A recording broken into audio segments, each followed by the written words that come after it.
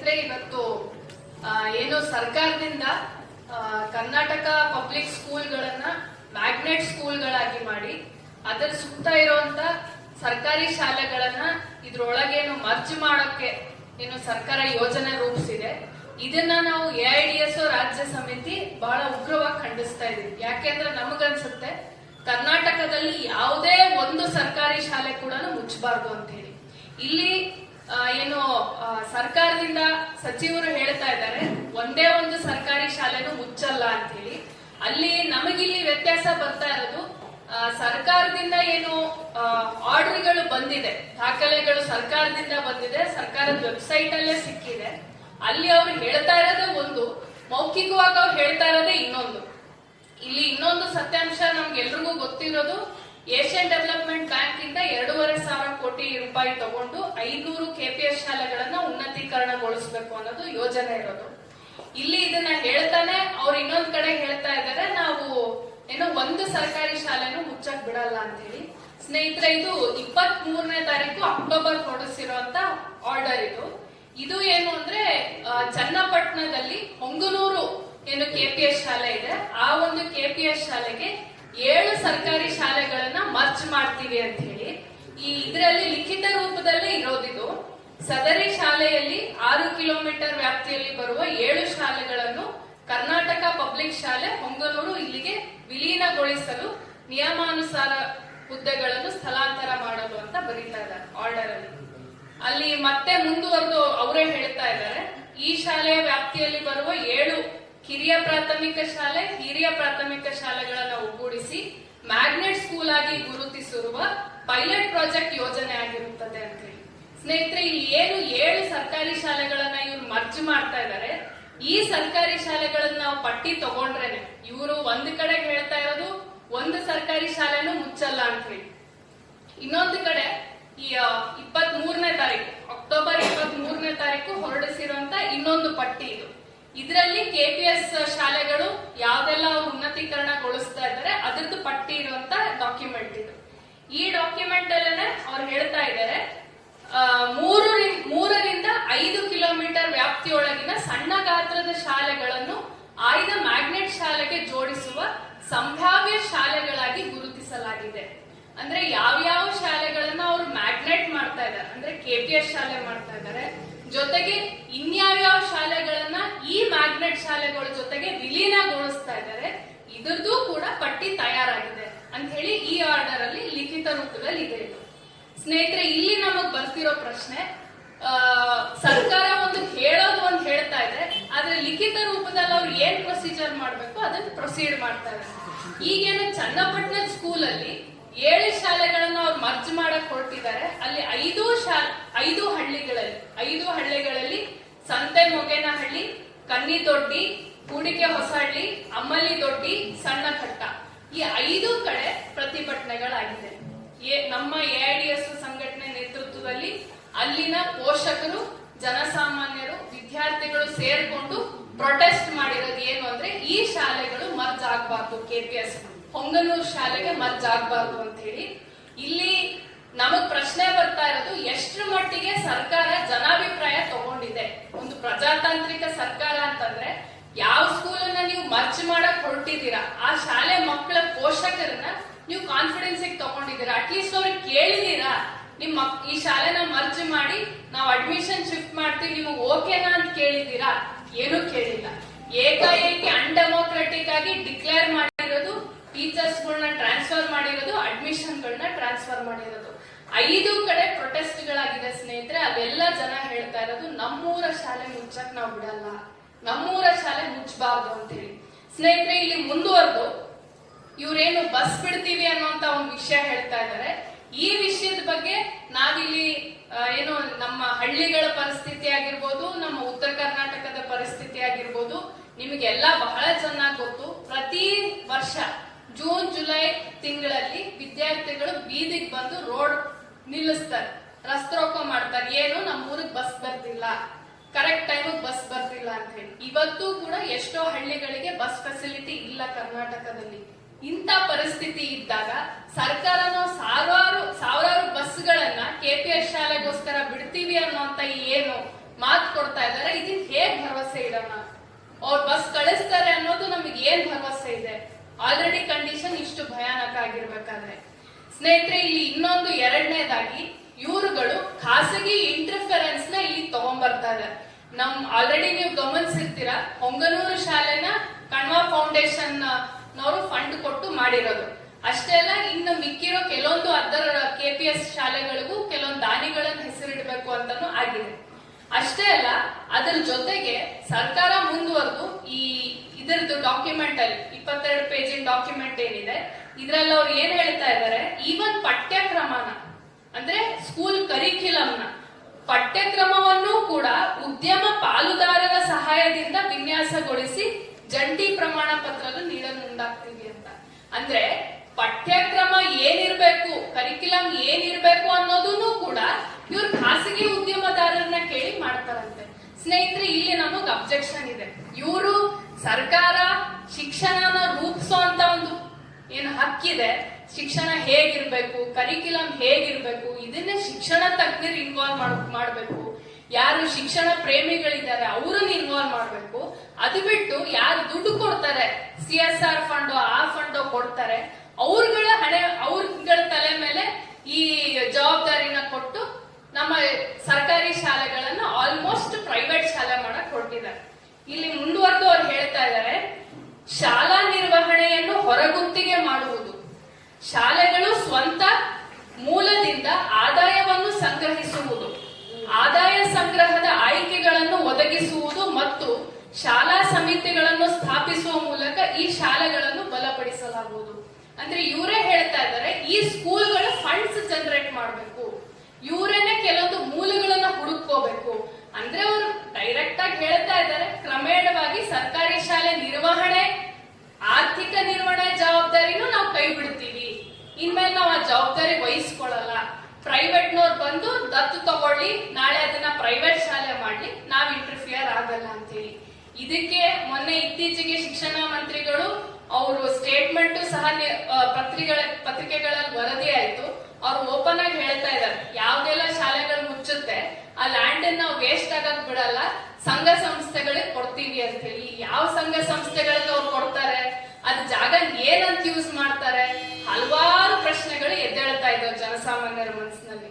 ಇನ್ನೊಂದು ಅವ್ರು ಹೇಳ್ತಾ ಇದ್ದಾರೆ, ಶಾಲಾ ಕಂಪೌಂಡ್ಗಳ ಮೇಲೆ ಜಾಹೀರಾತು ಹಾಕಕ್ ಬಿಡ್ತೀವಿ, ಪ್ರೈವೇಟ್ನವ್ರು ಬಂದು ಆಡ್ಗಳು ಹಾಕಿ ಆ ದುಡ್ಡು ಏನ್ ಬರುತ್ತೆ ಆ ದುಡ್ಡಲ್ಲಿ ನಾವು ಶಾಲೆಗೆ ಮೂಲಭೂತ ಸೌಕರ್ಯ ಒದಗಿಸ್ತೀವಿ. ನಮಗ್ ಪ್ರಶ್ನೆ ಬರ್ತಾ ಇದೆ ಸ್ನೇಹಿತರೆ, ಸರ್ಕಾರ ಅಷ್ಟು ದಿವಾಳಿ ಆಗಿದ್ಯಾ? ಸರ್ಕಾರದ ಹತ್ರ ಶಿಕ್ಷಣದಂತಹ ಅತ್ಯಂತ ಮೂಲಭೂತ ಒಂದು ಹಕ್ಕು, ಈ ಹಕ್ಕನ್ನು ಕೊಡೋದಕ್ಕೆ ಸರ್ಕಾರ ಫೇಲಿಯರ್ ಆಗ್ತಿದ್ಯಾ? ಸ್ನೇಹಿತರೆ, ನಾಡಿದ್ದು 28ನೇ ತಾರೀಕು ನವೆಂಬರ್ 28 ನವೋದಯದ ಮಹಾನ್ ಹೋರಾಟಗಾರ ಜ್ಯೋತಿಬಾ ಫುಲೆ ಅವರು ತೀರ್ ಹೋಗಿದ್ದ ದಿನ. ಅವ್ರು ಏನ್ ಹೇಳ್ತಾರ, ಅವರು ಶಿಕ್ಷಣ ಕೊಡಬೇಕಂದ್ರೆ ಆ ಸಂಖ್ಯೆ ಎಷ್ಟೇ ಕಡಿಮೆ ಇರ್ಲಿ, ಅಲ್ಲಿ ಅನುದಾನ ಕೊಡೋದು ನಿಲ್ಲಿಸಬಾರ್ದು ಸರ್ಕಾರ. ಶಿಕ್ಷಣ ಕೊಡೋಂತ ಇದನ್ನ ಕಿತ್ಕೋಬಾರ್ದು ಶಿಕ್ಷಣನ ಮಕ್ಕಳಿಂದ. ಎಷ್ಟೇ ಮಕ್ಕಳು ಬರ್ಲಿ ಶಾಲೆಗೆ, ಅವ್ರಿಗೆ ಶಿಕ್ಷಣ ಕೊಡಬೇಕು ಅಂತ ವ್ಯಾಲ್ಯೂಸ್ ಇದ್ದಂತ ದೇಶ ಇದು.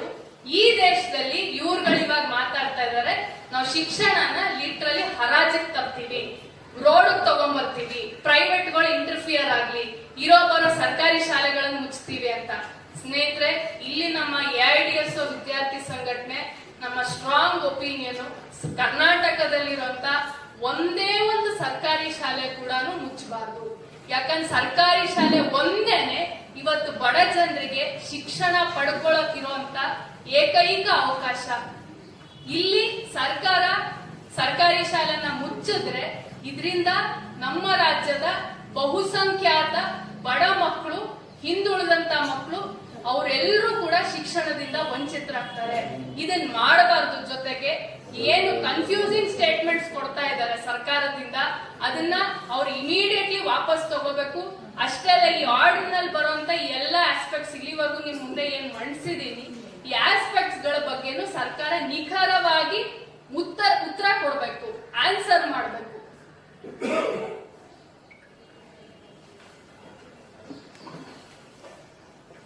ಥ್ಯಾಂಕ್ ಯು ಅಭಯ ಅವರಿಗೆ. ಈಗ ಉಳಿತದ್ದು ಹೇಳಿದ್ರೆ ಸರ್ಕಾರ ಗುಣಮಟ್ಟ ಶಿಕ್ಷಣ ಗುಣಮಟ್ಟನೇ ವಿಫಲ ಆಗಿದೆ ಈಗ. ಮತ್ತೆ ಮುಚ್ಚಕ್ಕೆ ಹೋಗುವ ತೀರ್ಮಾನ ಸರಿಯಾದ ರೀತಿ ಇದೆಯಲ್ಲ, ಸಂಘ ಸಂಸ್ಥೆಗಳು ಬಂದು ತಗೋತಾರೆ, ತಗೊಂಡು ಗುಣಮಟ್ಟ ಕಾಯ್ತಾವಲ್ಲ ನನ್ನ ಪ್ರಕಾರ. ಸರ್, ಒಂದು ಇಲ್ಲಿ ಹೇಳ್ಬೇಕಂದ್ರೆ ಸರ್ಕಾರಿ ಶಾಲೆಗಳದ್ದು ಪರಿಸ್ಥಿತಿ ಹಿಂಗಾಗೋದಕ್ಕೆ ಕಾರಣನೇ ಸರ್ಕಾರಗಳು ಫಂಡ್ಸ್ ಸರಿಯಾಗಿ ಕೊಡಲ್ಲ. ಕೊಡದೆ ಎವ್ರಿ ಇಯರ್ ಬಜೆಟ್ ಅಲ್ಲಿ ಕಡಿಮೆ ಮಾಡ್ಕೊಂಡ್ ಬರ್ತಾ ಇದ್ದಾರೆ. ಇದಕ್ ಹಿಂದೆ ನಾವು ಸಿಗ್ನೇಚರ್ ಕ್ಯಾಂಪೇನ್ ಮಾಡಿದ್ವಿ, ನೆನಪಿದೆ ಅಲ್ಲ ಸರ್? 6,000ಕ್ಕಿಂತ ಹೆಚ್ಚು ಶಾಲೆಗಳನ್ನ ಮುಚ್ತೀವಿ ಅಂತ ಹೊರಟಾಗ, ಮರ್ಜ್ ಮಾಡ್ತೀವಿ ಅಂತ ಹೊರಟಾಗ 50 ಲಕ್ಷ ಸಹಿಗಳು ನಮ್ಮ ವಾಲಂಟಿಯರ್ಸ್, 50,000 ವಾಲಂಟಿಯರ್ಸ್ ಇನ್ವಾಲ್ವ್ ಆಗಿ ಮಾಡಿದ್ರು. ಅಲ್ಲಿ ಮಾಡಿದಾಗ ನಾವು ಹೋಗಿ ನೋಡಿದ್ದು, ಸರ್ಕಾರಿ ಶಾಲೆಗಳಿಗೆ ಕಳ್ಸಕ್ಕೆ ಪೇರೆಂಟ್ಸ್ ರೆಡಿ ಇದ್ದಾರೆ, ಟೀಚರ್ಸ್ ಇಲ್ಲ, ಟಾಯ್ಲೆಟ್ಸ್ ಇಲ್ಲ, ಬಿಲ್ಡಿಂಗ್ ಗಳು ಬೀಳೋ ತರ ಇದೆ. ಇವಾಗ ಇದಕ್ಕೆ ಪರಿಹಾರ ಮರ್ಜ್ ಮಾಡೋದ, ಪ್ರೈವೇಟ್ ಪಾರ್ಟ್ನರ್ಶಿಪ್ ಕೊಡೋದ, CSR ಫಂಡಿಗೆ ಕೊಡೋದ ಅಥವಾ ಫಂಡ್ಸ್ ಕೊಡೋದ? ಟೀಚರ್ಸ್ ಅಪಾಯಿಂಟ್ ಮಾಡಿದ್ರಾಗತ್ತಲ್ವಾ ಸರ್? ನಾವು ಹೇಳೋದು KPS ವಿರುದ್ಧ ಇಲ್ಲ, ನಾವು ಕರ್ನಾಟಕ ಪಬ್ಲಿಕ್ ಸ್ಕೂಲ್ ವಿರುದ್ಧ ಇಲ್ಲ. ನಾವು ಎಲ್ಲ ಶಾಲೆಗಳನ್ನ ನೀವು KPS ತರ ಮಾಡಿ, ಹಳ್ಳಿಯಲ್ಲಿ ಮಕ್ಕಳು ಪ್ರಿ KG ಇಂದ PUC ವರ್ಗೂ ಓದ್ಲಿ. ನಮ್ಮ ಹಳ್ಳಿಗಳ ಪರಿಸ್ಥಿತಿ ಗೊತ್ತಿಲ್ವಾ ಸರ್? ನಮ್ಗೆ ಚಪ್ಪಲಿ ಇಲ್ಲ, ಶೂಸ್ ಇಲ್ಲ, ಮಕ್ಕಳಿಗೆ 5-6 ಕಿಲೋಮೀಟರ್ ನಡೀತಾರ. ಇನ್ನೊಂದು ಪಾಯಿಂಟ್, 5-6 ಕಿಲೋಮೀಟರ್ ಸುತ್ತ ಇರೋದನ್ನ ಮರ್ಜ್ ಮಾಡಿದ್ರೆ ಹೆಣ್ಮಕ್ಳ ಸಂಖ್ಯೆ ಡ್ರಾಪ್ ಔಟ್ ಆಗುತ್ತೆ ಸರ್. ಬರ್ಕೊಡ್ತೀವಿ ನಾವು. ದೊಡ್ಡ ಸಂಖ್ಯೆ ಹೆಣ್ಮಕ್ಳು ಇಲ್ಲಿವರೆಗೂ ಏನ್ 5ನೇ ಕ್ಲಾಸು 6ನೇ ಕ್ಲಾಸು ಹೈಸ್ಕೂಲ್ ಓದ್ತಾರೆ, ಅದು ಬಿದ್ದೋಗುತ್ತೆ. ಹೊರಗೆ ಬಂದು ಹೇಳಿ. ನೀವು ಲೆಟರ್ ಎಲ್ಲ ಕೊಟ್ಟಿದ್ದೀರಾ ADSO ಇಂದ? ಏನು ರಿಪ್ಲೈ ಏನು ಬಂದಿಲ್ಲ? ಇನ್ನೊಂದು ಬೇಸಿಕ್ ಸರ್, ಅವ್ರು ಬಾಯಿ ಮಾತಲ್ಲಿ ಒಂದೇ ಒಂದು ಶಾಲೆನೂ ಮುಚ್ಚಲ್ಲ ಅಂತಿದ್ದಾರೆ, ಬಟ್ ರೈಟಿಂಗ್ ಅಲ್ಲಿ ವಿಲೀನಗೊಳಿಸ್ತೀವಿ ಅಂತ ಶಾಲೆ ಪಟ್ಟಿಗಳು ಬಿಡ್ತಾ ಇದ್ದಾರೆ. ಯಾವ್ದನ್ನ ತಗೋಬೇಕು ನಾವು? ರೈಟಿಂಗ್ ಅಲ್ಲಿ ಕೊಡ್ಲಿ, ಒಂದೇ ಒಂದು ಮಗು ಇದ್ರು ಶಾಲೆ ಮುಚ್ಚಲ್ಲ ಅಂತ, ಮರ್ಜ್ ಮಾಡಲ್ಲ ಅಂತ ಹೇಳಿ ರೈಟಿಂಗ್ ಅಲ್ಲಿ ಬರ್ತಿಲ್ವಲ್ಲ. ಒಂದು ಇತ್ತು ಸರ್, ಇಲ್ಲೇನು ಸಂಖ್ಯೆ ಕಡಿಮೆ ಇದ್ದಾಗ ಏನ್ ಮಾಡ್ಬೇಕು ಅನ್ನೋದು ಒಂದು ಜನೈನ್ ಕ್ವಶನ್ ಸರ್. ಪ್ರತಿಯೊಬ್ರು ಕೇಳ್ತಾರೆ ಇದನ್ನ, ಕರೆಕ್ಟ್ ಕೂಡ. ಬಟ್ ಅಲ್ಲಿ ನಾವು ನಮ್ಮ ಸ್ಟಡಿನೇ ಕೂಡ ಪ್ಲೇಸ್ ಮಾಡ್ತೀವಿ. ಇದು ಹಲವಾರು ನ್ಯೂಸ್ ಪೇಪರ್ಸ್ ಅಲ್ಲಿ ರಿಪೋರ್ಟು ಆಗಿತ್ತು. ಹುಬ್ಳಿಯಲ್ಲಿ ಒಂದು ಭಾಗದಲ್ಲಿ ಲಾಸ್ಟ್ 6-7 ಇಯರ್ಸ್ ಇಂದ 120 ಗವರ್ಮೆಂಟ್ ಪ್ರೈಮರಿ ಸ್ಕೂಲ್ಸ್ ಅನ್ನ ಕ್ಲೋಸ್ ಮಾಡಿದ್ದಾರೆ. 120. ಬಟ್ ಇವಾಗ ಹಂಗಂದ್ರೆ ಏನೇ ಕ್ಲೋಸ್ ಮಾಡಿದ್ರು? ಅಲ್ಲೆಲ್ಲ 10ಕ್ಕಿಂತ ಕಡಿಮೆ ಇದೆ ಸಂಖ್ಯೆ ಅಂತ ಹೇಳಿ ಕ್ಲೋಸ್ ಮಾಡಿದ್ರು. ಬಟ್ ಅದೇ ಜಾಗದಲ್ಲಿ ಇದೇ 6-7 ವರ್ಷದಲ್ಲಿ ಪ್ರೈವೇಟ್ ಪ್ರೈಮರಿ ಸ್ಕೂಲ್ಗಳು ಶುರು ಆಗಿರೋದು 450. ಅದೇ ಜಾಗದಲ್ಲಿ ವಿದ್ಯಾರ್ಥಿಗಳು ಇಲ್ಲ ಅನ್ನೋದಲ್ಲ ಕಾರಣ, ಅಲ್ಲಿ ಸರಿಯಾಗಿ ಟೀಚರ್ಸ್ ಅನ್ನ ಕೊಡ್ಲಿಲ್ಲ, ಟಾಯ್ಲೆಟ್ಸ್ ಅನ್ನ ಬಿಲ್ಡ್ ಮಾಡಲಿಲ್ಲ, ಬೀಳೋ ಬಿಲ್ಡಿಂಗ್ ಅನ್ನ ರೆಡಿ ಮಾಡಲಿಲ್ಲ. ಈ ಕಾರಣಗಳಿಂದ ಆ ಗವರ್ಮೆಂಟ್ ಸ್ಕೂಲ್ ಅನ್ನ ಮುಚ್ಚಿದ್ದು. ಮಕ್ಳು ಬರ್ತಾ ಇಲ್ಲ ಅಂತ ಅಲ್ಲ, ಅದೇ ನಿಜದ ರೀಸನ್ ಆಗಿದ್ರೆ ಅಲ್ಲಿ 450 ಸ್ಕೂಲ್ ಬರೋದಕ್ಕೆ ಸ್ಕೋಪೇ ಇರ್ತಾರೆ. ಇದು ಒಂದೇದು. ಎರಡನೇದು ಸರ್, KPS ಸ್ಕೂಲ್ಗಳೇನಿವಾಗ ಖಂಡಿತವಾಗ್ಲೂ KPS ಸ್ಕೂಲ್ ಆಗ್ಲಿ ಸರ್, ನಮ್ಗೆ ಏನು ಪಾಯಿಂಟ್ ಇಲ್ಲ, ನಾವು ನಮ್ಮ ಪಾಯಿಂಟ್ ಪ್ಲೇಸ್ ಮಾಡಿದೀವಿ. ಆದ್ರೆ ಇವಾಗ ಆ ಸ್ಕೂಲ್ ಅನ್ನ ನಿಭಾಯಿಸೋ ಯಾರು? ಈ ಪ್ರಶ್ನೆ ಇವತ್ತಿಗೂ ರೆಲೆವೆಂಟ್ ಇದೆ. ಇದನ್ನ ನಾನು ಯಾಕೆ ಹೇಳ್ತೀನಿ ಅಂದ್ರೆ, ಮೊನ್ನೆ ನ್ಯೂಸ್ ಪೇಪರ್ ಅಲ್ಲೇ ಬಂತು ಸರ್, ಈ ದಾವಣಗೆರೆಯಲ್ಲಿ ಮಾಯಕೊಂಡ ಈ ಗ್ರಾಮದಲ್ಲಿ ಒಂದು KPS ಸ್ಕೂಲ್ ಅಲ್ಲಿ ಟಾಯ್ಲೆಟ್ ಇಲ್ಲ. ಬಾಯ್ಸ್ ಗೆ ಗರ್ಲ್ಸ್ ಗೆ ಪ್ರತ್ಯೇಕವಾಗಿರುವಂತ ಟಾಯ್ಲೆಟ್ ಇಲ್ಲ. ಸರಿ, ಗರ್ಲ್ಸ್ ಗಂತ ಒಂದು ಟಾಯ್ಲೆಟ್ ಮಾಡಿದ್ದಾರೆ, ಅದನ್ನ ಯೂಸ್ ಮಾಡೋ ಕಂಡೀಷನ್ ಅಲ್ಲಿ ಇಲ್ಲ. ಒಂದು ಟಾಯ್ಲೆಟ್ ತುಂಬಾ ಗಲೀಜ್ ಕಂಡೀಷನ್ ಅಲ್ಲಿ ಇರೋದಾದ್ರೆ ಇನ್ನೊಂದು ನೀರಿನ ವ್ಯವಸ್ಥೆ ಇಲ್ಲ. ಅದಕ್ಕೆ ಬಾಯ್ಸ್ ಅಂಡ್ ಗರ್ಲ್ಸ್ ಇಬ್ರು ಕೂಡ ಇವತ್ತಿಗೂ ಹೊರಗಡೆ ಹೋಗಿ ಶೌಚಾಲಯ ಯೂಸ್ ಮಾಡೋ ಕಂಡೀಷನ್ ಆಗಿದೆ. ಇವಾಗ ಈ ವಿಷಯನ ತಗೊಂಡು ಸ್ಕೂಲ್ ಯಾರ ಹತ್ರ ಹೋಗ್ತಾ ಇದೆ? ಗ್ರಾಮ ಪಂಚಾಯತ್ ಹತ್ರ ಹೋಗ್ತಾ ಇದೆ, ಫಂಡ್ಸ್ ರಿಲೀಸ್ ಮಾಡಿ ಅಂತ ಹೇಳಿ. ಯಾರ್ದು ಹೊಣೆ ಇವಾಗ? ಕರ್ನಾಟಕ ಪಬ್ಲಿಕ್ ಸ್ಕೂಲ್ದು ಜವಾಬ್ದಾರಿ ಯಾರ್ದು? ಸರ್ಕಾರದ್ದು. ಸರ್ಕಾರ ಅಲ್ಲೇ ಕೈ ತೊಳ್ಕೊಂಡ್ಬಿಡ್ತಾ ಇದೆ. ಗ್ರಾಮ ಪಂಚಾಯತ್ ಹತ್ರ ಹೋಗಿ ಫಂಡ್ಸ್ ತಗೊಂಬೇಕಾ ಟಾಯ್ಲೆಟ್ ಸರಿ ಮಾಡೋದಕ್ಕೆ? ಅಥವಾ ಕರ್ನಾಟಕ ಗವರ್ಮೆಂಟ್ ಇಟ್ಕೊಂಡು ಅದಕ್ಕೆ ಫಂಡ್ಸ್ ಕೊಡ್ಬೇಕಾ? ಹೆಸರಲ್ಲಿ ಕರ್ನಾಟಕ ಪಬ್ಲಿಕ್ ಸ್ಕೂಲ್ ಅಂತ ಇಟ್ಕೊಂಡಿದ್ದಾರೆ. ಇವಾಗ ಇದು ರಿಫ್ಲೆಕ್ಟ್ ಆಗಲ್ವಾ? ಈ ಪ್ರಶ್ನೆ ಬರುತ್ತೆ ಸರ್. ಯಾಕಂದ್ರೆ ನಿಮಗೆ ಮತ್ತೆ ನೆನಪಿಸ್ತೀವಿ, ಅಭಯ ಅವ್ರು ಮಾತಾಡ್ತಾ ಈ ಪಾಯಿಂಟ್ ಹೇಳಿದ್ರು, ಏಷ್ಯನ್ ಡೆವಲಪ್ಮೆಂಟ್ ಬ್ಯಾಂಕ್ ಇಂದ 2,000 ಕೋಟಿ ರೂಪಾಯಿನ ತಗೊಂಡಿದೆ ಕರ್ನಾಟಕ ಸರ್ಕಾರ.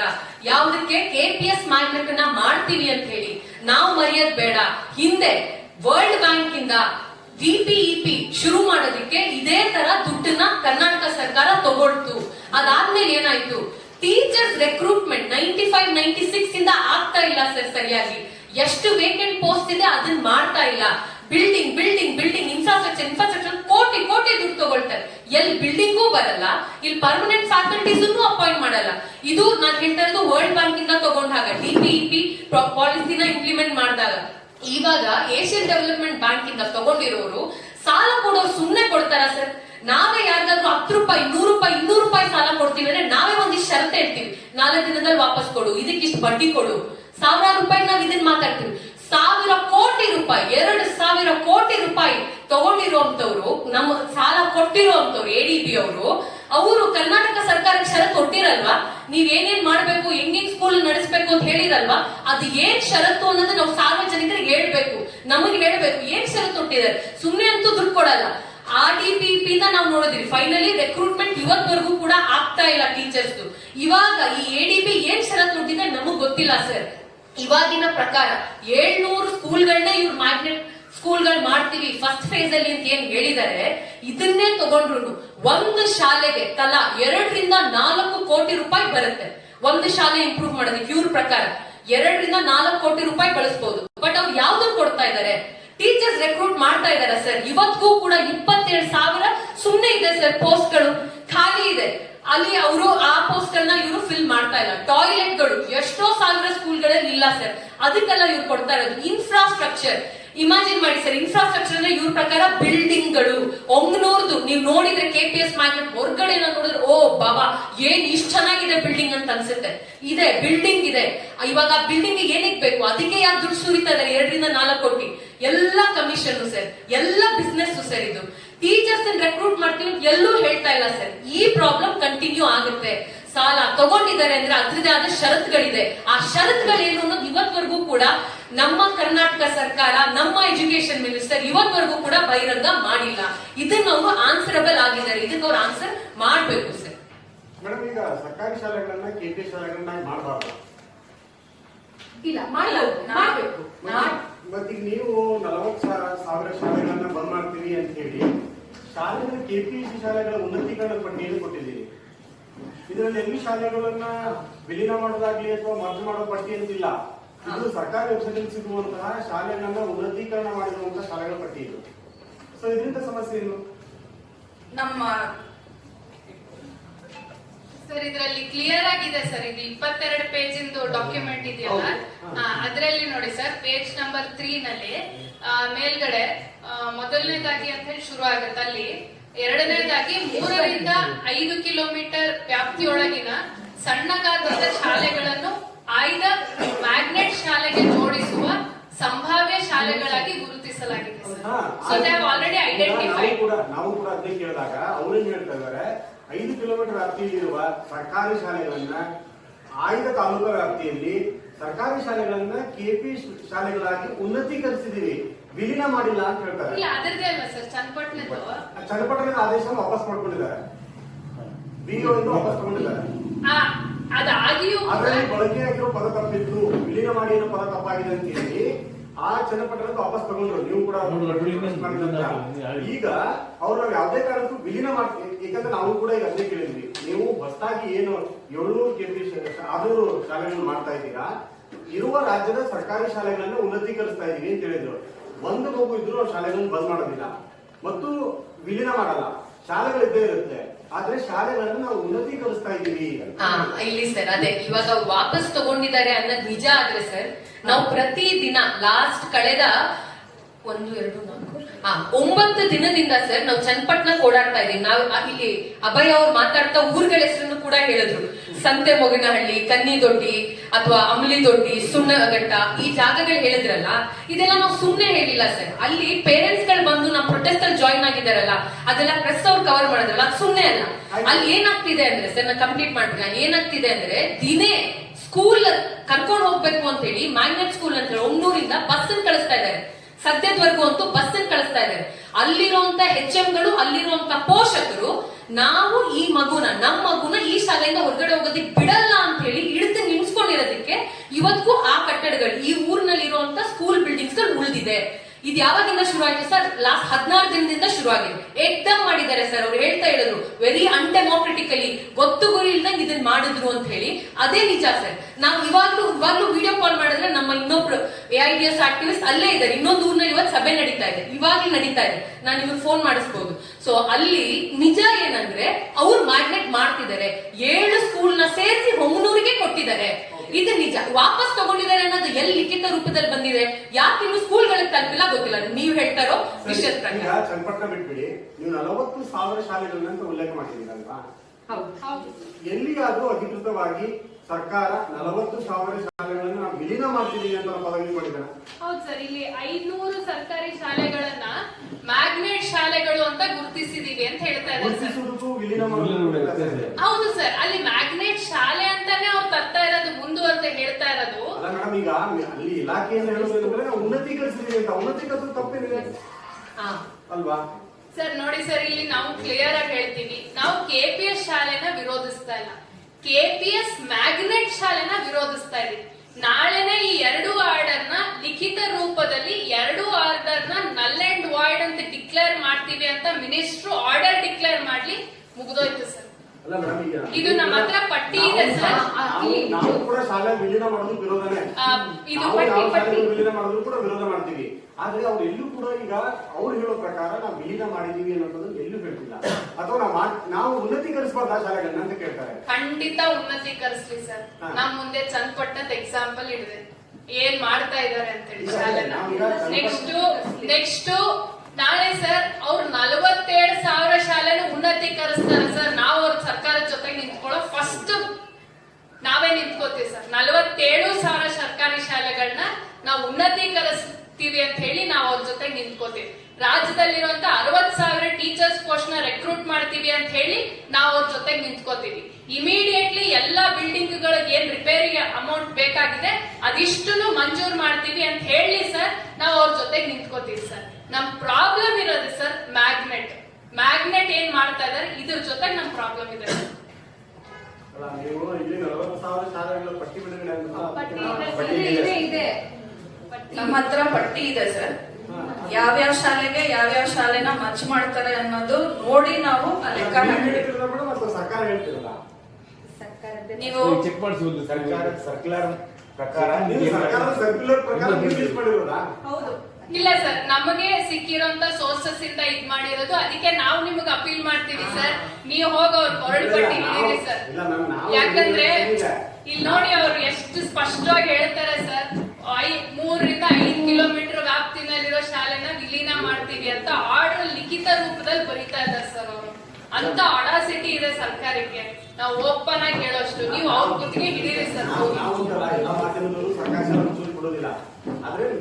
ಅಲ್ಲಿ ಸರ್ಕಾರದ್ದೇ ಸರ್, ಸರ್ಕಾರದ್ದೇ. ಇಲ್ಲಿ ನಾವೇನ್ ಡಾಕ್ಯುಮೆಂಟ್ ಇಟ್ಟಿದೀವಿ ಅದು ಸರ್ಕಾರದ್ದೇನೆ. ಅದ್ರದ್ದು ಅಥೆಂಟಿಸಿಟಿ ನೀವು ವೆರಿಫೈ ಮಾಡಿ. ಅಲ್ಲಿ ಯಾವ ಮಟ್ಟಕ್ಕೆ ಸರ್ಕಾರ ವರ್ಕ್ ಮಾಡಿದೆ ಅನ್ನೋದನ್ನ ನಾನು ನಿಮ್ಗೆ ಹೇಳ್ತಾ ಇದ್ದೀನಿ.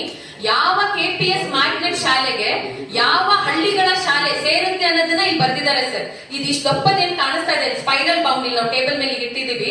ಅದರಲ್ಲಿ ಯಾವ KPS ಮ್ಯಾಗ್ನೆಟ್ ಶಾಲೆಗೆ ಯಾವ ಹಳ್ಳಿಗಳ ಶಾಲೆಗಳು ಹೋಗಿ ಸೇರ್ಕೊಬೇಕಾಗತ್ತೆ ಅನ್ನೋದನ್ನೇನೆ ಬರ್ದಿರೋದು. ನೀವು ಬಂದು ಇದನ್ನ ನೋಡಿ ನಾವು ನಿಮ್ಗೆ ಶೇರ್ ಮಾಡ್ಬೋದು. ಇದು ಒಂದು ಸರ್.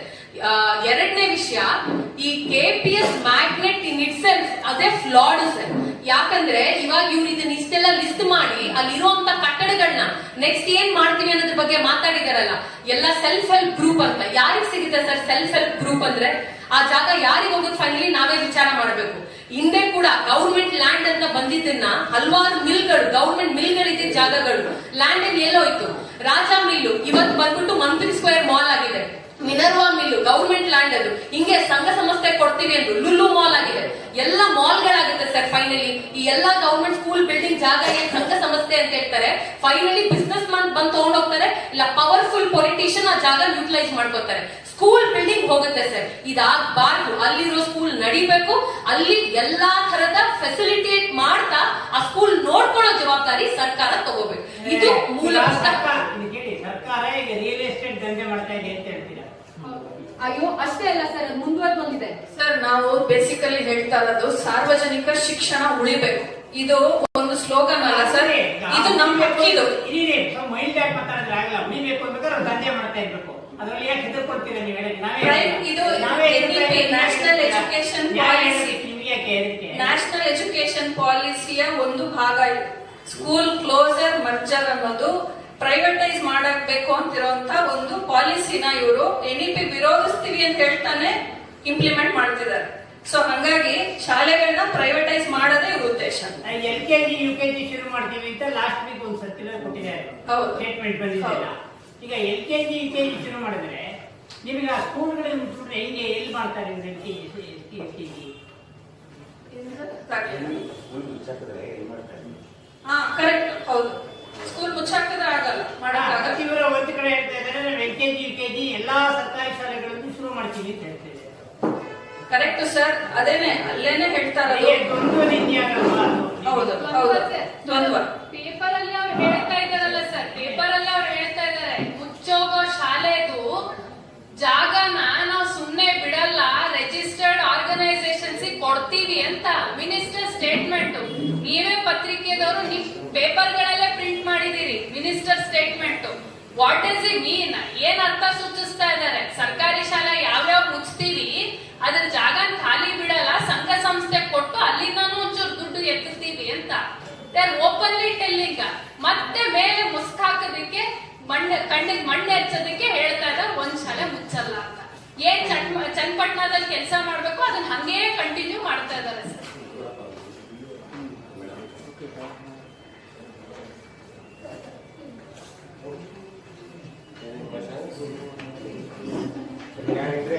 ಕೇಳಬಹುದು, ಇಲ್ಲಾಂದ್ರೆ ಇಂಗ್ಲಿಷಲ್ಲಿ ಒಂದು ಬೈಸ್ಕೊಡ್ತೀನಿ. ಸರ್ ಆಕ್ಚುಲಿ ಎಲ್ಲರೂ ಕೂಡ ಬಹಳ ಚೆನ್ನಾಗಿ ಸಪೋರ್ಟ್ ಮಾಡಿದ್ರಿ, ನಮಗೂ ಹೆಲ್ಪ್ ಆಯ್ತು. ಇವತ್ತು ಜನಗಳ ಮಧ್ಯೆ ಇರೋ ಆರ್ಗ್ಯುಮೆಂಟ್ಸ್ ನೀವು ಕೇಳಿರೋದು. ಸೊ ಇವತ್ತು ಪ್ರತಿಯೊಬ್ಬ ವ್ಯಕ್ತಿಯ ಧ್ವನಿ ಇವತ್ತು ಸರ್ಕಾರಕ್ಕೆ ಹೋಗ್ಬೇಕು, ನಿಮ್ ಮೂಲಕ ಹೋಗ್ಬೇಕು. So we also expect you to publish and ಇದನ್ನ ಜನಗಳಿಗೆ ತಲುಪೋದನ್ನ ನೋಡಬೇಕು ಅಂತ ಹೇಳಿ ಕೇಳ್ಕೊತೀನಿ. ಆಮೇಲೆ ಎಲ್ಲರೂ ಬಂದಿರೋದಕ್ಕೆ ಧನ್ಯವಾದಗಳು. ADS ಕರ್ನಾಟಕ ರಾಜ್ಯ ಸಮಿತಿ. The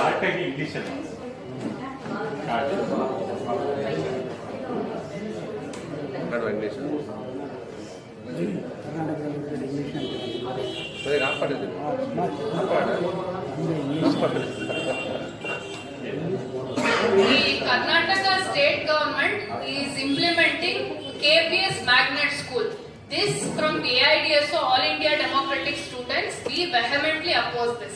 For very reason that we feel that none of the government school in any of the school should be closed for this reason.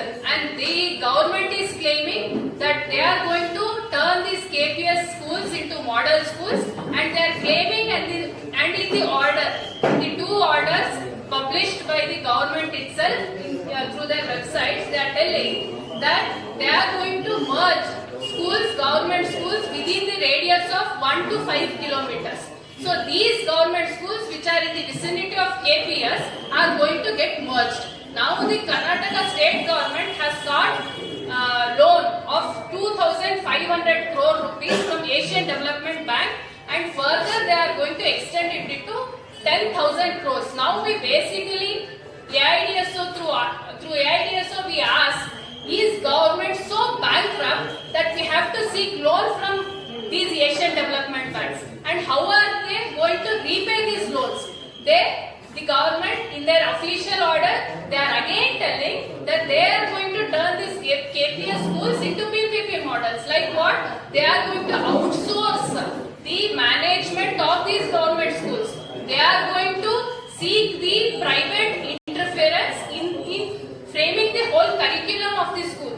This way, they are bringing the private people into the governance of government schools. Here we have objection. And the way they have implemented the KPS school in Channapatna, in 5 villages, people have come forward and are protesting that they are not willing to close down their village government school. And these 7 schools which are going to get merged in the KPS school of Honganuru, these are all village schools with a strength of 100, 80, 20, 120. This is the strength. So if government feels that 100 is a small strength, if government feels that 20 is a small strength, then we have a basic question. How did these government schools, they had the admissions fell so miserably? It is only because in Karnataka more than 6,000 teachers posts are vacant. There has been no proper recruitment of teachers. The government buildings are about to fall, and incidents have also happened where some roofs have fallen on the